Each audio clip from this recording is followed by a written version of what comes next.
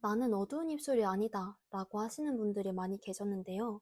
정말 그런 걸까요? 입술이 어둡다는 건 단순히 미용적인 문제가 아니에요. 칙칙한 입술색은 얼굴 전체의 분위기를 어둡게 만들고 피곤해 보이거나 나이 들어 보이는 인상을 주거든요. 특히 입술은 말하거나 웃을 때 가장 많이 노출되는 부위여서 타인의 시선에서 자유로울 수 없는 부분이기도 합니다. 매일 립스틱으로 가리고 다녀야 해서 번거롭지 않으셨나요? 자연스러운 입술색을 갖고 싶다는 생각은 누구나 한 번쯤 해봤을 거예요.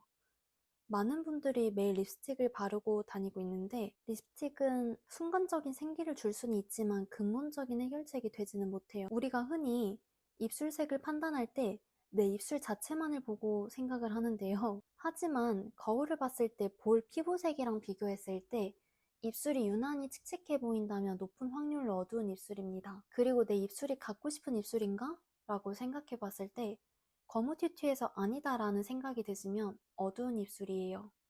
특히나 입술에 회색빛, 보랏빛, 갈색빛을 띠거나 띠처럼 얼룩지게 착색되어 있다면 그건 단순한 톤 차이가 아니라 입술색이 변색된 상태예요. 입술이 어두워지는 이유는 유전적인 요인도 있지만 생활 습관에서 비롯되는 경우가 많아요. 흡연은 대표적인 예이고 흡연자분들은 입술에 회색빛 또는 보랏빛이 도는 경우가 많습니다. 자외선에 자주 노출되거나 카페인을 과도하게 섭취하시거나 입술에 자극이 잦은 경우에도 색소 침착이 생길 수 있어요. 특히 여성분들 중에서 입술 각질 제거를 자주 하다가 오히려 그 자극이 누적되어서 어두워진 분들도 많고요. 이렇게 복합적인 원인으로 인해서 단순한 립밤이나 화장품만으로는 해결이 어려운 경우가 많은데요. 그렇다고 해서 시중에 파는 입술 전용 미백 크림이 있는 것도 아니고 색소를 제거해주는 레이저 시술이 대중화된 것도 아닙니다. 입술 색 바꾸는 이식 수술이 있지도 않고요. 아직까지 입술 피부색을 확실하게 바꿀 수 있는 유일한 방법은 입술 반영구 뿐이에요. 제가 이 일을 하면서 가장 크게 느낀 건 입술 하나로 인생이 바뀌는 분들이 정말 많다는 사실이에요. 저 역시도 입술 색이 없었던 것이 큰 컴플렉스였고 제가 20살이 되자마자 입술 반영구 시술을 처음 받았는데 화장을 하는데 언제나 지나치게 많은 피로와 시간이 소요되어서 그런 과정에 회의감이 오더라고요. 그래서 점점 피부 화장만 간단하게 하고 다니게 됐지만 그럼에도 창백한 입술만큼은 립스틱을 신경 써서 발라야 했었어요. 하지만 신경 써서 발랐던 입술은 오래 지속되지 않는 상황이 생겼고 해결책으로 오래 지속된다는 타투 틴트도 사용했지만 입술에 대한 고민이 사라지지 않아서 입술 반영구를 받았었는데 그때의 예쁜 입술에 대한 만족감이 여기까지 끌고 오게 된 것 같아요. 그때 처음으로 립스틱 없이도 생얼에도 당당하게 워터파크를 갔었고요. 거울을 볼 때도 맨입술이 예쁘다는 생각이 처음으로 들었고 스스로에 대한 만족감이 올라가니까 자신감도 생기더라고요. 그때 그 감정을 잊을 수가 없었습니다.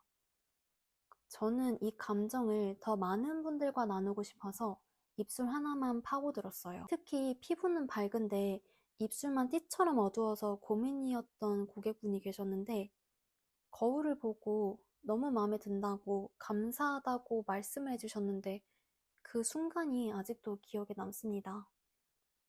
그때 저는 이게 진짜 누군가를 돕는 일이라는 걸 실감했어요. 삼성전자가 가전제품으로 삶을 바꾸듯 저는 입술 반영구로 삶을 바꾸고 싶은 사람들을 돕고 싶어요. 입술 반영구 시술은 단순히 색을 입히는 것이 아니고요.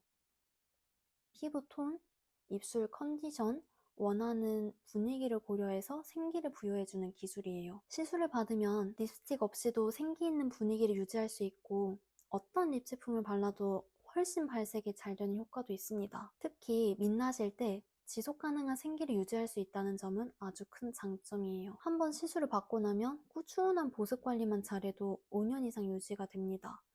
그리고 립스틱 수십 개 사는 비용보다 훨씬 경제적인 선택이에요. 매일 아침 진하게 립스틱 바를 필요가 없고 운동할 때, 수영할 때, 혹은 메이크업 없이 외출할 때도 자신있게 다닐 수 있어요. 나를 위한 작은 투자지만 그 효과는 생각보다 훨씬 큽니다. 물론 입술 반영구에도 단점은 있는데요.